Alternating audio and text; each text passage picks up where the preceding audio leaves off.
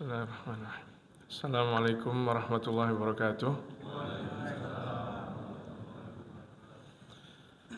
Innal hamdalillah nahmaduhu wa nasta'inuhu wa nastaghfiruh wa na'udzu billahi min shururi anfusina wa min sayyiati a'malina. May yahdihillahu fala mudilla lahu wa may yudlil fala hadiya lahu. وأشهد أن لا إله إلا الله وحده لا شريك له وأن محمدا عبده ورسوله لا نبي بعده اللهم صل وسلم وبارك على نبينا محمد وعلى آله وأصحابه ومن اهتدى بهداه ومن استنى بسنته إلى يوم القيامة. قال الله عز وجل يا أيها الذين آمنوا اتقوا الله حق تقاته ولا تموتن إلا وأنتم مسلمون يا أيها الناس اتقوا ربكم الذي خلقكم من نفس واحدة وخلق منها زوجها وبث منهما رجالا كثيرا ونساء واتقوا الله الذي تساءلون به والأرحام إن الله كان عليكم رقيبا يا أيها الذين آمنوا اتقوا الله وقولوا قولا سديدا يصلح لكم أعمالكم ويغفر لكم ذنوبكم ومن يطع الله ورسوله فقد فاز فوزا عظيما أما بعد فإن أصدق الحديث كتاب الله وخير الهدي هدي محمد صلى الله عليه وآله وسلم وشر الأمور محدثاتها وكل محدثة بدعة وكل بدعة ضلالة وكل ضلالة في النار. Ma'asyiral muslimin, jamaah salat subuh Masjid Al-Muhajirin Palem yang semoga dirahmati Allah Subhanahu wa taala. Pertama-tama selalu kita panjatkan puji syukur kehadirat Allah Subhanahu wa taala yang masih melimpahkan nikmat iman, nikmat Islam dan nikmat kesehatan, di mana kita masih diberikan kesempatan untuk menjalani kewajiban kita menegakkan sholat subuh berjamaah dan juga majelis ilmu yang di mana Allah Subhanahu wa taala mengabarkan lewat lisan Rasulullah SAW bahwa orang-orang yang bermajelis ini akan diliputi oleh rahmatnya Allah Subhanahu wa taala. Majtama'a qaumun fi baitin min buyutillah, kata Rasulullah SAW, tidaklah sebuah kaum berkumpul di suatu rumah dari rumah-rumah Allah Subhanahu wa taala, yatluna kitab Allah, mereka membaca ayat-ayat Allah, wa yatadarasunahu bainahum, dan mereka saling mempelajarinya, illa ghasyiyatuhumur rahmah, kecuali akan diliputi mereka dengan rahmatnya Allah Subhanahu wa taala. Wa nazalat alaihimus sakinah, dan akan diturunkan ketenangan di hati-hati mereka. Wa haffathumul malaikah, dan mereka akan diliputi oleh para malaikatnya Allah Subhanahu wa taala dengan sayap-sayapnya. Wa dzakarahumullahu fi man 'indah, dan juga Allah akan menyebut-nyebutnya di depan para petinggi atau malaikat-malaikat tertinggi di sisi Allah Subhanahu wa taala. Jamaah rahimani wa rahimakumullah, agama Islam ini sangat mudah untuk dipahami. Karena apa?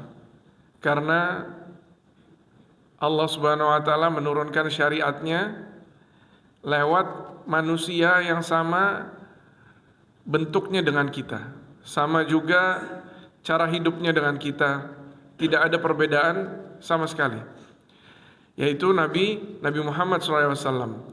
Allah tidak menjadikan malaikat sebagai seseorang yang harus kita ikuti atau sebagai panutan yang harus kita ikuti. Karena kalau kita pikirkan ya cukup sulit nanti. Karena apa? Karena ada perbedaan dalam ciptaan, dalam bentuk, dalam asal ciptaannya sudah berbeda, dalam sifat-sifatnya sudah berbeda. Tetapi Allah sangat menyayangi hamba-hambanya. Ya, yang pertama Allah Subhanahu wa taala menurunkan kitabnya Al-Qur'anul Karim yang terjaga sampai hari kiamat kelak. Inna nahnu nazzalna dzikra wa inna lahu lahafizun. Sesungguhnya kami yang menurunkan az-zikra, yaitu Al-Quran, dan kami yang akan menjaganya sampai hari kiamat kelak.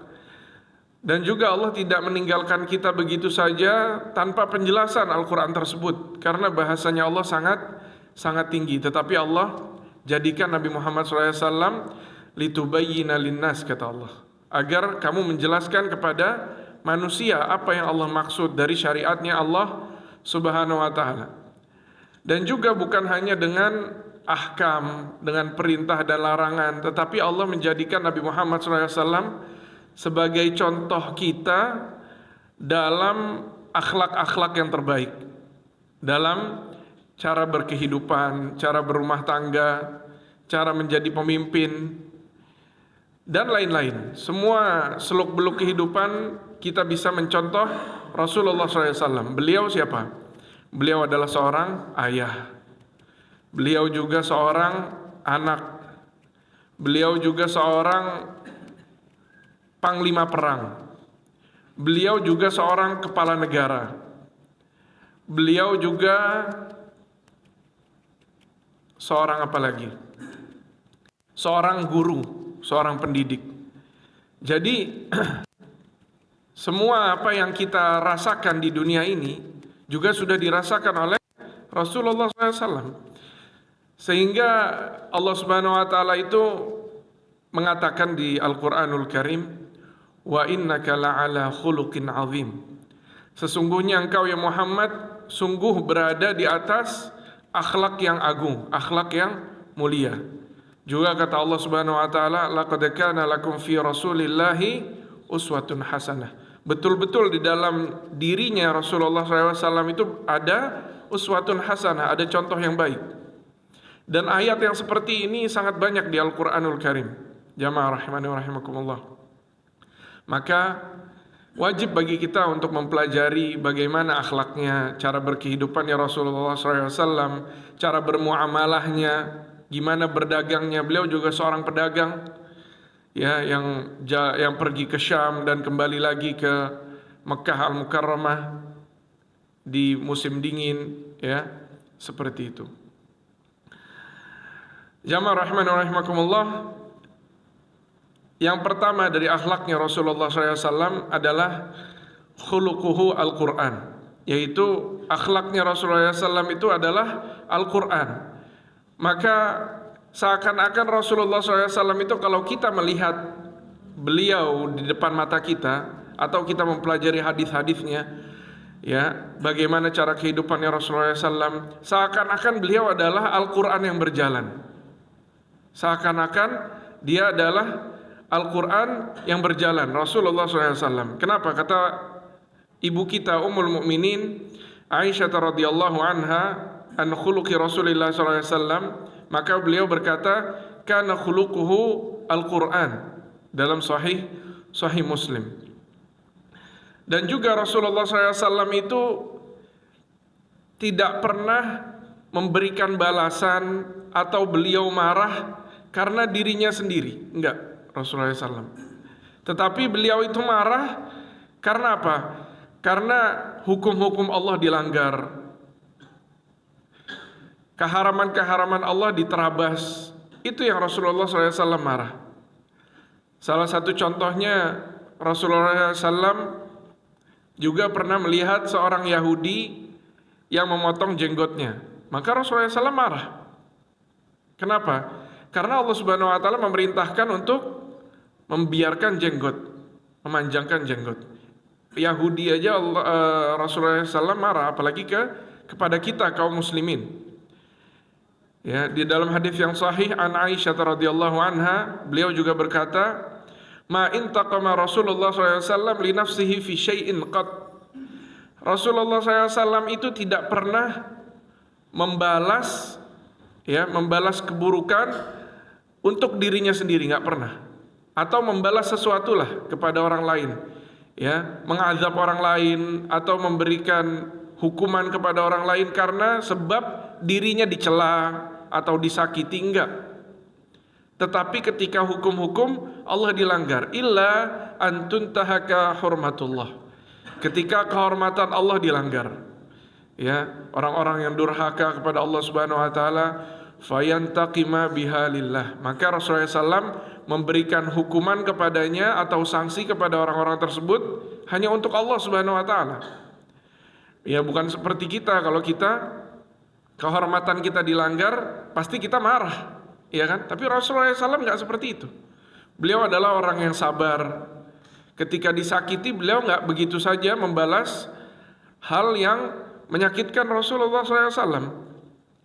Dan juga jamaah rahimani wa rahimakumullah, Rasulullah SAW adalah seseorang yang sangat pemalu. Asyaddu hayaan minal udhara fi khidriha. Rasulullah SAW itu, kata Abi Sa'id Al-Khudri radhiyallahu anhu, karena Nabi SAW asyadda hayaan minal udhara fi khidriha, yaitu Rasulullah SAW itu orang yang paling pemalu, ya, paling pemalu. Jadi Rasulullah SAW itu di hadis yang lain juga disebutkan, ketika diminta sesuatu oleh para sahabatnya, gak pernah ditolak oleh Rasulullah SAW. Malu beliau. Dan juga Rasulullah SAW juga pernah ada dalam suatu cerita, ketika ada Abu Bakar masuk, ya, pahanya Rasulullah SAW itu tersingkap, terbuka begitu. Lalu ada Abu Bakar masuk. Abu Bakar masuk masih dibiarkan. Ada Umar masuk masih dibiarkan. Setelah itu ada Utsman radhiyallahu anhu masuk, baru ditutup pahanya Rasulullah SAW. Ini menandakan bahwa Rasulullah SAW itu orang yang pemalu.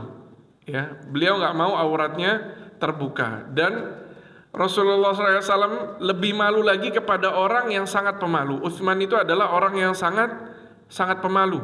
Maka Rasulullah SAW sangat menghormati Utsman radhiyallahu anhu. Dan juga jamaah rahimani wa rahimakumullah, Rasulullah SAW itu tidak pernah membalas keburukan dengan keburukan lagi. Tetapi apa yang Rasulullah SAW kerjakan? Ketika Rasulullah SAW mendapatkan keburukan, beliau akan memaafkan dan melupakan kesalahan orang tersebut. Ya, dalam suatu hadis yang sahih dari Abdullah bin Amr radhiyallahu anhuma, dalam menyifatkan Rasulullah SAW di Taurat. Jadi Rasulullah SAW itu sudah disifatkan ada di dalam Taurat, sifat-sifatnya Rasulullah SAW. Wala yajzi bisayyi'atis sayyi'ah. Rasulullah SAW itu tidak membalas keburukan dengan keburukan, walakin ya'fu wa yasfah. Tetapi beliau itu memaafkan dan tidak mengungkit-ungkit kesalahannya orang tersebut. Seperti mungkin bapak-bapak, ibu-ibu rahimakumullah pernah mendengar cerita bahwa Rasulullah SAW ketika berdakwah ke suatu kota, yaitu Taif, ya, beliau sudah sudah bingung lagi di Mekah ini apa yang mau dikerjain. Karena apa? Karena penduduk Mekah sudah nggak ada yang bertambah lagi yang beriman kepada Allah Subhanahu wa taala. Jadi di saat yang sulit tersebut, Rasulullah SAW memutuskan untuk pergi ke Taif untuk berdakwah. Maka sesampainya di Taif, beliau dalam 7 hari itu mengunjungi para petinggi Taif. Tidak ada satupun petinggi yang menerima dakwahnya Rasulullah SAW. Sampai akhirnya di hari terakhir itu Rasulullah SAW ditimpuki batu sampai tumit-tumit Rasulullah SAW itu berdarah. Ya, pergi dalam keadaan ditimpuki batu sampai berdarah-darah. Maka apa yang Allah lakukan untuk Rasulullah SAW? Allah Subhanahu Wa Taala mengirimkan malaikat, ya, untuk menghibur Rasulullah SAW dan untuk menanyakan apa yang mau dikerjakan oleh malaikat. Apa yang engkau mau ya Rasulullah? Ya, kata malaikat ini, aku mampu untuk memerintahkan malaikat penjaga gunung itu untuk membenturkan kedua gunung tersebut, Al-Akhshabain, ya, untuk membenturkan kedua gunung tersebut sehingga semua mereka musnah, binasa begitu aja. Tapi apa yang Rasulullah SAW lakukan? Rasulullah SAW nggak mau seperti itu. Tapi apa kata Rasulullah SAW? Kata Rasulullah SAW, Aku menginginkan dihasilkan dari keturunan mereka ada orang-orang yang mentauhidkan Allah Subhanahu wa taala. Maka kita lihat hasilnya dari doanya Rasulullah SAW. Dari Taif dan sekitarnya, negara-negara di Saudi Arabia itu, semua mereka Muslim. Ya, sangat sedikit dari mereka yang tidak beriman kepada Allah Subhanahu wa taala. Nah, ini adalah buah dari kesabaran Rasulullah SAW yang tidak membalas keburukan dengan keburukan lagi. Maka hendaknya kita juga mencontoh Rasulullah SAW. Kalau kita diperbuat buruk sama orang lain, nggak harus kita membalas dengan keburukan. Bisa kita mendoakan kebaikan untuk orang tersebut. Dan kita juga akan mendapatkan pahala jariah dari doa-doa kita tersebut untuk orang yang berbuat buruk kepada kita. Dan juga jamaah rahimani wa rahimakumullah, Rasulullah SAW ketika diberikan dua pilihan, maka beliau itu selalu memilih yang lebih ringan, yang lebih mudah untuk dikerjakan. Dalam suatu hadis yang sahih dari Aisyah radhiyallahu anha, beliau berkata, "Ma khuyira Rasulullah SAW baina amrayni qat illa akhadha aisarahuma." Tidaklah Rasulullah SAW itu diberikan dua pilihan, ya, sedikit pun nggak pernah nih dikasih kedua pilihan, kecuali apa? Kecuali Rasulullah SAW itu mengambil yang paling mudah di antara dua pilihan tersebut, malam yakun ithman, selama itu bukan suatu dosa. Jadi yang menjadi takarannya Rasulullah SAW itu dalam suatu pemilihan keputusan adalah dosa atau tidak. Dosa atau tidak. Jadi juga ini harusnya menjadi tolak ukur kita dalam suatu hal. Ketika kita berhadapan dengan teman kita, dengan saudara kita, dengan keluarga kita, selama hal-hal yang dikerjakan itu bukan dosa, seharusnya nggak perlu kita nggak perlu berbentrokan gitu, nggak perlu mempermasalahkan suatu yang bukan suatu dosa.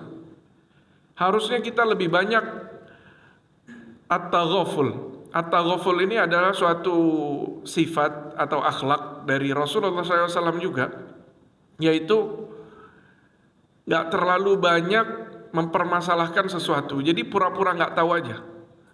Pura-pura gak tahu. Kalau ada kesalahan dari seseorang itu, kita, ya kesalahan mungkin bukan dalam hal akhirat ya, bukan suatu dosa. Kesalahan dalam hal dunia aja, pura-pura nggak tahu. At-taghaful ini adalah akhlak yang begitu mulia yang diperintahkan juga oleh Rasulullah SAW. Dan kata para ulama, akhlak at-taghaful ini adalah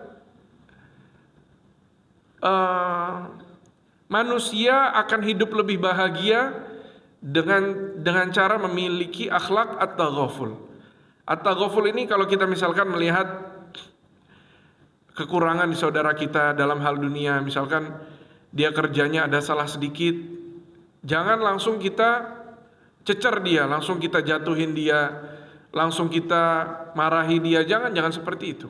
Kadang-kadang kita biarkan, ya mungkin di kala waktu nanti kalau terulang lagi kita ingatkan. Tapi nggak perlu terus-terusan setiap dia salah langsung kita tegur. Dan juga istri kita seperti itu. Istri atau suami kita salah sedikit ditegur. Akhirnya apa? Akhirnya hilang kebahagiaan di dalam rumah tangga tersebut. Kenapa? Karena dikit-dikit salah. Anak juga dikit-dikit salah ditegur. Orang tua juga dikit-dikit salah ditegur. Pasti nggak enak seperti itu. Jadi kita harus mengikuti cara Rasulullah SAW dalam berkehidupan seluruhnya. Dan juga jamaah rahimani wa rahimakumullah, Rasulullah SAW itu tidak pernah bercanda dengan berbohong.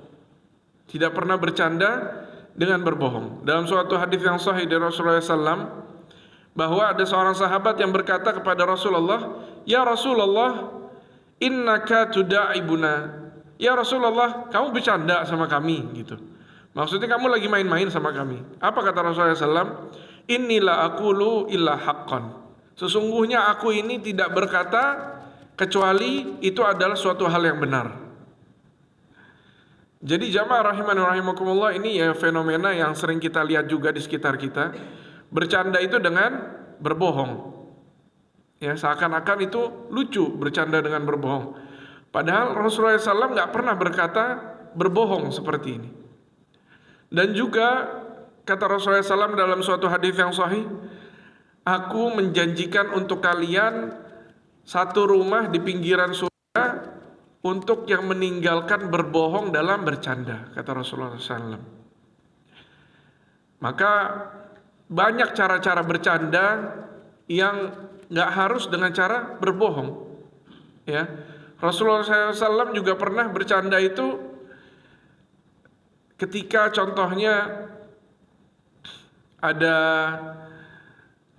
di saat Rasulullah SAW itu dibawakan minuman oleh istrinya, yaitu Aisyah radhiyallahu anha. Ketika Aisyah membawakan minuman untuk Rasulullah SAW dalam suatu nampan seperti itu, ya, Rasulullah SAW sedang bersama istrinya yang lain, sedang ngobrol seperti itu. Lalu dia cemburu, ya, lalu dibantinglah nampan itu yang berisi sama gelas-gelas dan lain-lain, dibanting, dilepas. Maka apa kata Rasulullah SAW? "Gharrat ummuki," kata Rasulullah SAW, itu hanya ibu kalian marah. Seperti itu. Jadi ini bukan cara yang keras dalam menanggapi sesuatu hal, ya. Mungkin aja istri kita ada yang banting barang atau apa seperti itu, tetapi gimana cara kita menanggapinya? Coba kita lihat Rasulullah SAW hanya mengatakan marah ibu kalian, seperti itu. Bukan yang malah mencaci maki, ya, bukan malah merendahkan beliau, enggak. Tapi apa Rasulullah SAW hanya berkata seperti itu. Ini juga suatu candaan yang meredupkan masalah, bukan membesar-besarkan suatu masalah. Dan juga ini yang telah kita bahas adalah sebagian dari akhlaknya Rasulullah SAW. Dan juga yang merupakan adab dan tawadu'nya Rasulullah SAW adalah ketika Rasulullah SAW itu bersalaman dengan seseorang, maka dia tidak mencabut tangannya sampai orang tersebut yang mencabut tangannya sendiri. Ini akhlaknya Rasulullah SAW. Dalam suatu hadis yang sahih dari Anas ibn Malik radhiyallahu anhu, bahwa kana Rasulullah SAW, beliau berkata, dulu Rasulullah SAW itu idza safaha rajulan lam yanzi' yadahu min yadihi hatta yakuna ar-rajul huwa alladhi yanzi'u yadahu. Rasulullah SAW itu ketika bersalaman dengan seorang laki-laki, tidak pernah beliau itu mencabut tangannya terlebih dahulu dari orang yang mencabutnya sampai orang itu mencabut tangannya terlebih dahulu. Ini akhlaknya Rasulullah SAW. Dan juga Rasulullah SAW itu ketika datang ke suatu majelis, Rasulullah SAW itu enggak minta dipinggirin nih orang-orang yang duduk, beliau mau duduk di tengah-tengah, enggak seperti itu Rasulullah SAW. Tapi Rasulullah SAW itu berjalan sampai ke akhir orang-orang duduk, maka beliau duduk di tempat yang kosong. Ya, beda dengan raja-raja kita di zaman-zaman sekarang, ya, para pemimpin, mereka mau duduk di tengah-tengah perkumpulan tersebut supaya menjadikan apa? Menjadikan kedudukannya lebih tinggi, lebih dilihat dan lain-lain. Tapi Rasulullah SAW nggak suka hal seperti ini. Rasulullah SAW itu ketika datang ya seperti itu. Dan juga Rasulullah SAW ketika datang ke suatu majelis, beliau itu nggak suka kalau ada seseorang yang bangun untuk mengagungkan beliau. Nggak suka Rasulullah SAW. Tetapi kalau kita lihat di kumpulan yang lain, ya, para ulama membahas Rasulullah SAW itu tidak suka diagungkan dalam bentuk ta'zim atau pengagungan. Tetapi kalau hanya sebuah penghormatan nggak ada masalah. Jadi ketika ada orang yang datang lalu kita menghormati, kita bangun, nggak ada masalah. Tapi yang dilarang atau nggak disukai oleh Rasulullah SAW adalah bentuk pengagungan. Karena pengagungan itu hanya untuk siapa? Allah Subhanahu wa taala. Maka seperti itulah Rasulullah SAW. Dan juga jamaah rahimani wa rahimakumullah, Rasulullah SAW itu sangat suka duduk-duduk bersama orang-orang yang miskin, orang-orang yang tidak memiliki banyak harta. Hadis yang sahih dari Aisyah radhiyallahu anha, beliau berkata, kana Nabi sallallahu alaihi wasallam idza balaghahu 'anir rajul asy-syai' lam yaqul ma balu fulanin yaqulu kadza wa kadza. Jadi Rasulullah SAW itu maksudnya di sini ketika berkumpul dengan suatu kaum, terus ada yang berkata, misalkan ada yang mau dikatakan nih sama Rasulullah SAW tentang seseorang, sifatnya seseorang, dia tuh salah kalau ngomong gini.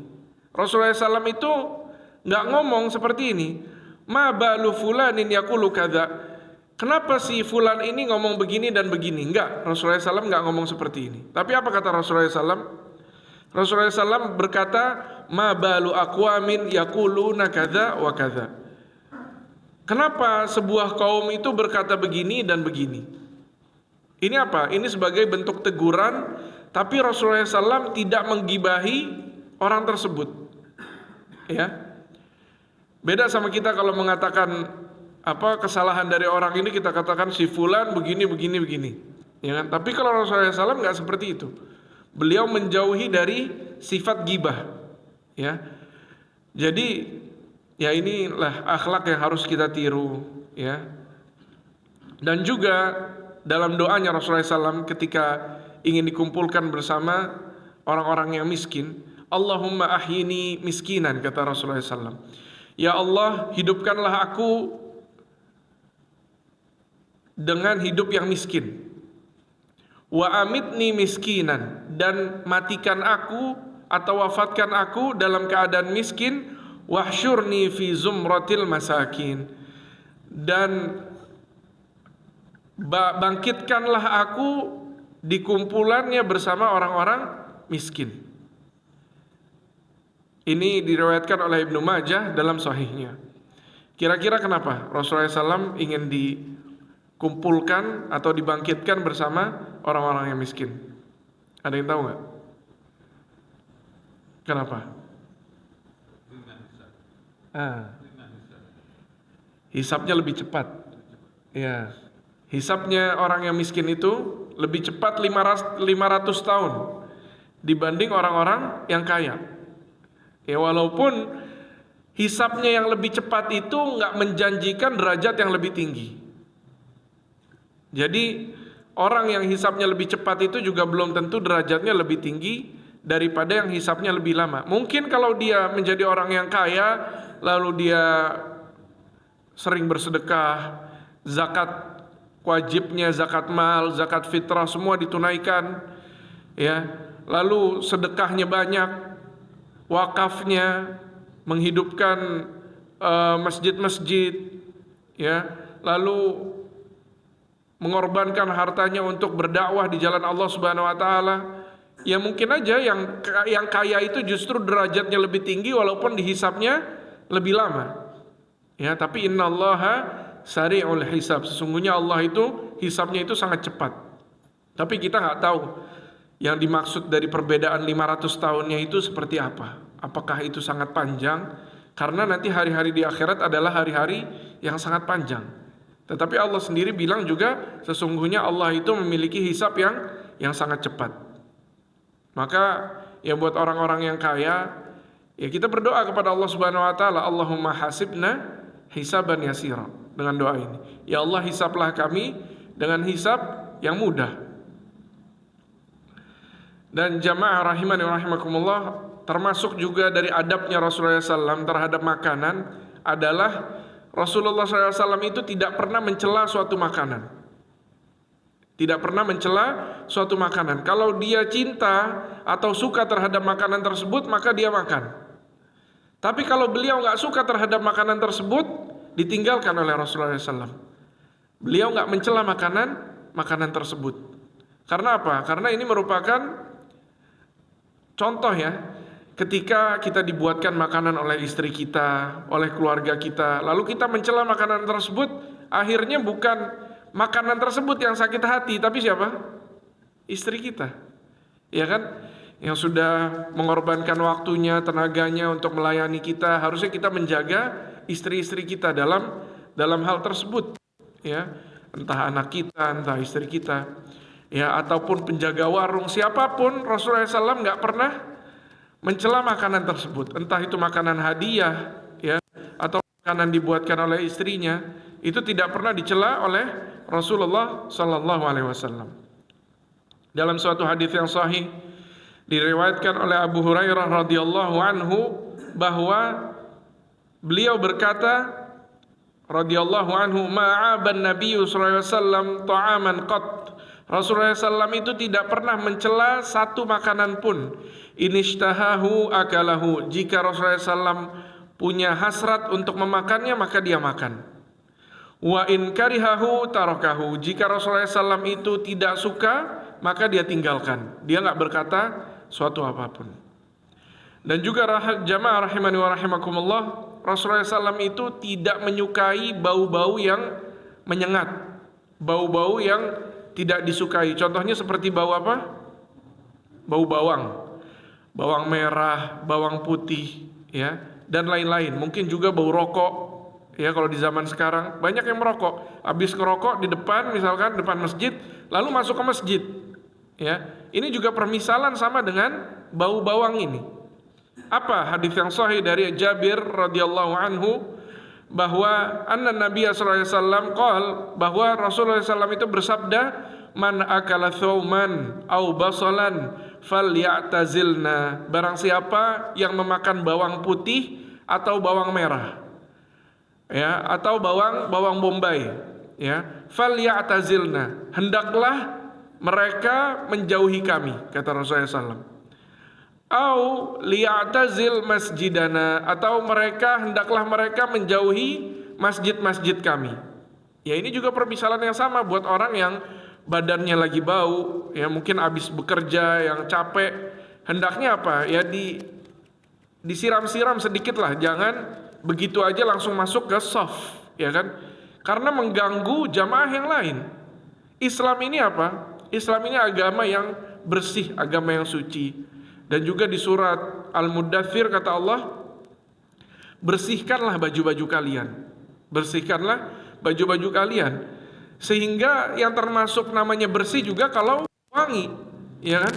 Kalau dia beraroma baik, itu adalah, maka ya rahimakumullah, bapak-bapak, ibu-ibu, kalau mendapatkan di sebelah kalian itu, bapak-bapak, ibu-ibu, ada seseorang yang baunya menyengat, yang mengganggu kita, maka kita untuk pindah soft, ya, pindah ke soft, menjauhi yang tidak sedap ini, dan itu tidak membatalkan sholat kita.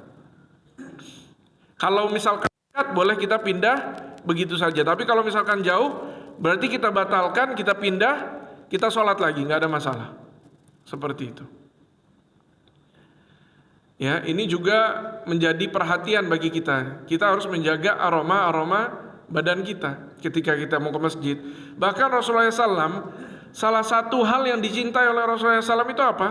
Parfum dalam dunia ini. Di dunia ini salah satu yang dicintai oleh Rasulullah SAW selain wanita adalah parfum. Selain istri-istrinya Rasulullah SAW adalah parfum.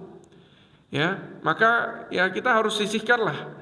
Dari harta-harta kita beli parfum wangian, sabun, ya kan, deodoran, supaya badan kita nggak bau mengganggu orang-orang lain, ya. Dan juga jamaah rahimani wa rahimakumullah, Rasulullah SAW itu tidak berpakaian berbeda dari para sahabatnya. Beliau itu berbau gitu dengan sahabat-sahabatnya, nggak kelihatan yang mana Rasulullah SAW, yang mana para sahabat, nggak kelihatan. Dalam suatu kisah dari hadis dari Anas bin Malik radhiyallahu anhu bahwa beliau bersabda, bainama nahnu julusun ma'an Nabi sallallahu alaihi wasallam fil masjid.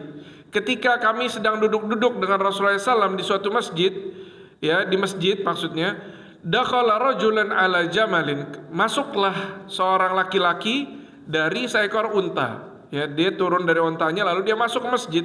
Tsumma qala lahum, kemudian dia berkata, ayyukum Muhammad, di mana dari kalian ini yang bernama Muhammad? Bayangin, ini ada seorang nabi, seorang rasul, ya, presiden, panglima perang, dipanggil, mana yang dari kalian ini yang bernama Muhammad? Kalau di zaman kita mungkin dibilang masuk ke dalam istana negara, mana Prabowo gitu, ngomong seperti itu. Gimana? Mungkin nggak kalau di zaman sekarang? Nggak mungkin ya kan?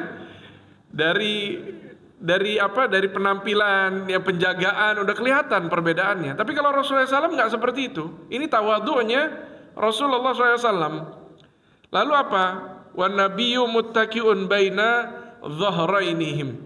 Kemudian Rasulullah SAW itu lagi bersandar di antara punggung-punggungnya para sahabat.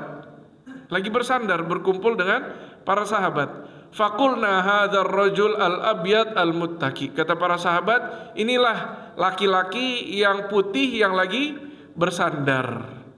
Jadi Rasulullah SAW itu adalah seorang yang putih, ya, kulitnya putih.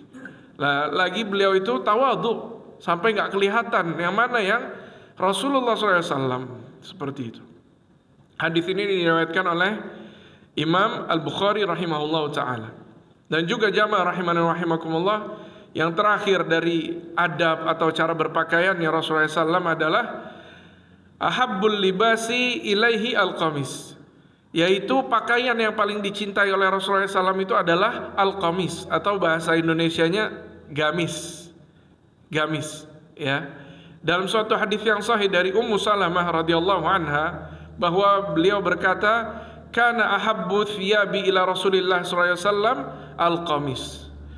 Ya, Rasulullah SAW itu sangat mencintai pakaian, dari pakaian adalah al-qamis atau gamis. Ya, ini juga termasuk dari adat istiadatnya di kalanya masanya Rasulullah SAW. Ya, tapi kita juga nggak perlu membuat diri kita itu beda dari lingkungan kita. Kalau di lingkungan kita terbiasa memakai suatu pakaian, maka kita pakai pakaian itu. Jangan kita berbeda dari pakaian lingkungan kita. Kita jangan menjadi orang yang berbeda sendiri. Akhirnya kita menjadi orang yang aneh.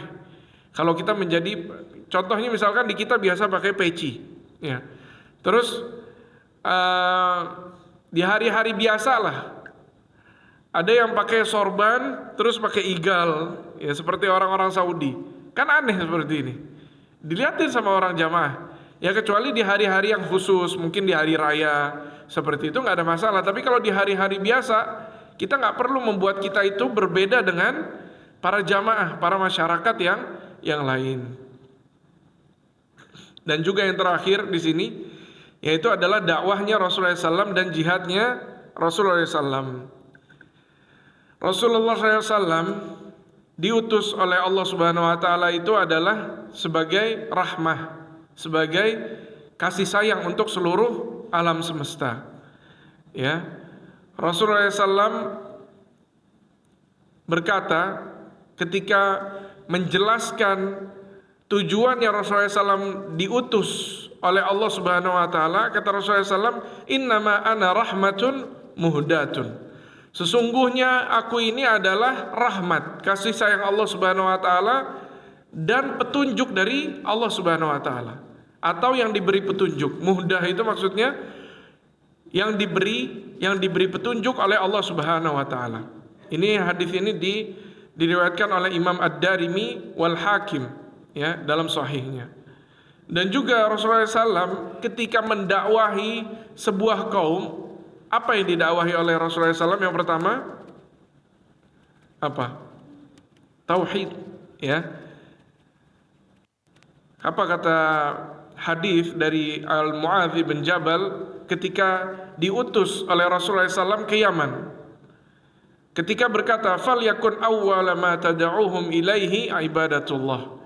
Kata Rasulullah SAW, sesungguhnya kamu innaka ta'ti qauman ahlal kitab, kata Rasulullah SAW, sesungguhnya kamu itu mendatangi suatu kaum yang mereka adalah orang yang diturunkan kitab kepada mereka. Maksudnya apa? Mereka ini juga sama menyembah Allah. Mereka sama menyembah Allah, tapi mereka juga menyembah kepada selain Allah. Maka kata Rasulullah SAW, hendaklah awal yang pertama kali kamu dakwahi mereka adalah tauhidullah. Maka jamaah rahimani rahimakumullah, kalau kita mau mendakwahkan suatu kaum, pertama kali kita datang ke sana, misalkan di pelosok nih, di kampungnya Bapak Ibu rahimani rahimakumullah, di sana awam betul terhadap agama Islam. Apa yang pertama kita dakwahi? Tauhid. Kita ajak mereka hanya menyembah kepada Allah Subhanahu wa taala, menjauhi kesyirikan. Ya. Contohnya apa? Menziarahi kubur-kubur isinya wali-wali soleh, ya, terus berdoa di sisi-sisi kubur, minta kepada ahli kubur, meminta kepada batu dan lain-lain. Ini adalah pencorengan terhadap pengesaan tauhid kepada Allah Subhanahu wa taala. Harusnya yang kita ingatkan mereka yang pertama adalah ini, berdoa hanya kepada Allah. Atau di kampung kita misalkan ada umat Nasrani misalkan, ya, atau ya Yahudi mungkin nggak ada di sini, Nasrani banyak. Di antara mereka juga banyak yang sangat, atau Hindu misalkan. Mereka itu bukan orang yang taat agama. Mereka itu ya orang yang ikut-ikutan aja dalam agama. Kita dakwahi mereka, kita ajak mereka ke dalam Islam. Ayo kita menyembah hanya kepada Tuhan yang satu. Ayo kita berdoa hanya kepada Allah Subhanahu wa taala yang menciptakan kita, menciptakan langit dan bumi dan yang seluruh isinya. Seluruh nabi-nabi termasuk Yesus yang mereka sembah itu adalah diciptakan oleh Allah Subhanahu wa taala, ciptaan Allah, utusan Allah. Maka inilah yang harus kita dakwahkan pertama kali. Karena apa? Kalau mereka mengikuti dakwah kita itu, kita akan mendapatkan pahala jariah setelahnya. Kalau mereka masuk ke dalam Islam lalu mereka berdoa hanya kepada Allah Subhanahu wa taala, itu akan menyebabkan, menjadi sebab mereka terbebas dari neraka yang kekal. Mereka akan masuk ke surga, ya, kalau mereka menegakkan hak-hak tauhid dengan sempurna, walaupun mereka punya dosa-dosa yang lain, mereka akan dimasukkan ke surga tanpa hisab, tanpa azab. Bayangin jamaah rahimakumullah. Inilah apa kepentingannya tauhid. Belum belajar yang lain. Karena kalau sempurna tauhid kita, ada dosa-dosa yang lain itu akan diampuni oleh Allah Subhanahu wa taala. Ya, dalam suatu hadis yang sahih, kalau kata Allah Subhanahu wa taala, kalau kamu mendatangiku dengan dosa sepenuh bumi, lalu kamu mendatangiku dengan dosa sepenuh bumi tersebut tanpa ada berbuat kesyirikan sedikit pun kepadaku, maka aku akan mendatangimu juga dengan ampunan sepenuh bumi, kata Allah Subhanahu wa taala dalam hadis qudsi yang sahih. Maka inilah pentingnya dakwah tauhid. Ya, jamaah rahimani rahimakumullah. Dan juga Rasulullah SAW itu selalu ketika mau berperang itu nggak tiba-tiba langsung Rasulullah SAW itu perangi suatu negara atau suatu wilayah, nggak langsung diperangi, tapi didakwahkan dulu kepada tauhid oleh Rasulullah SAW. Diajak kepada Islam, diajak kepada menuhankan hanya Allah Subhanahu wa taala, meninggalkan tuhan-tuhan yang lain. Meninggalkan maksudnya tuhan-tuhan yang mereka sembah. Ya, dalam suatu hadis yang sahih, ini hadis terakhir yang kita bahas dalam pagi hari ini. Wasiatnya Rasulullah SAW kepada Ali bin Abi Thalib pada hari Khaybar, Yauma Khaybar, ketika perang Khaybar. Unfudh ala rislik hatta tanzila bisahatihim thumma da'uhum ilal Islam. Ya, ya Ali, kamu mendekatlah kepada mereka, lalu kamu ajak mereka kepada Islam. Jadi nggak langsung pasukan itu menyerah, enggak, tapi Ali maju sendiri dulu, sendirian. Ya, ajaklah mereka kepada Islam, mentauhidkan Allah Subhanahu wa taala, wa akhbirhum bima yajib alaihim min haqqillahi fihi. Dan kabarkan kepada mereka apa yang wajib untuk mereka dari hak-haknya Allah Subhanahu wa taala. Yaitu apa? Berdoa hanya kepada Allah, beribadah hanya kepada Allah. Ini hak-haknya Allah Subhanahu wa taala dan taat kepada Allah Subhanahu wa taala. Fa wallahi li an yahdiyallahu bika rajulan wahidan Maka demi Allah, kata Rasulullah SAW, ketika Allah memberikan hidayah kepada seseorang, satu orang saja, ya, khairul laka min an yakun laka humrin na'am, yaitu lebih baik bagimu ya Ali daripada engkau mendapatkan seekor unta merah. Unta merah ini ada yang tahu nggak, bapak-bapak rahimani rahimakumullah, ibu-ibu, berapa kadarnya di uang sekarang kira-kira? Ya kira-kira 5 miliar lah di uang sekarang, ya.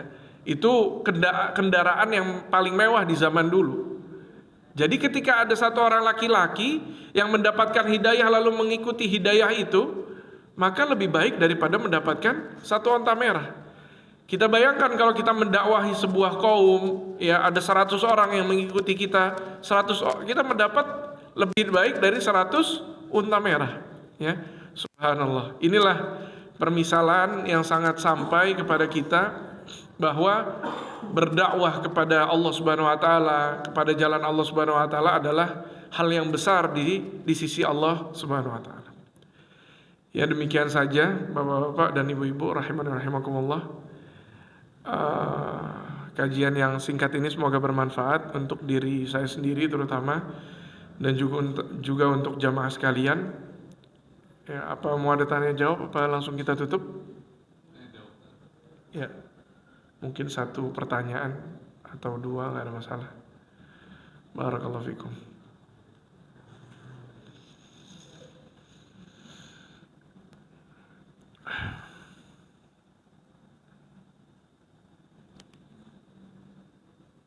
Nggak ada pertanyaan sepertinya. Ya, ya kita cukupkan. Ya kita tutup dengan doa kafaratul majlis masing-masing. Subhanakallahumma bihamdik asyhadu an la ilaha illa anta astaghfiruka wa atubu ilaik.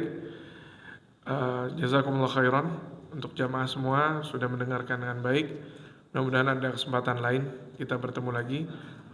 Wassallallahu wasallam wa baraka ala nabiyyina Muhammad wa ala alihi wa ashabihi ajma'in.